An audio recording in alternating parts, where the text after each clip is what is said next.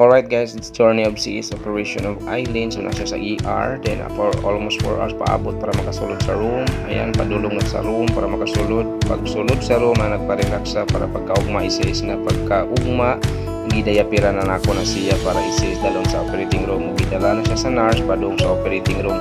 Pagsulod niya sa operating room, nagpaabot na lang pudayon siya ni Doc para isis padong sa CS area.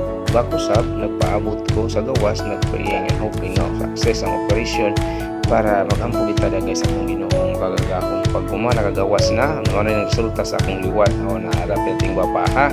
So gikugos na siya sa nurse para pakita sa ako akong videohan. Pagkahuma, naka-recover na after 1.5 or 2 hours sa gawas na ang mama gikan sa CS area gikan kapirahan. So mo na siya. After 5 hours, gikuha na kong bata para matapa diha. And then, after 3 days, nakuha na akong gikubos na sa mama. Alright.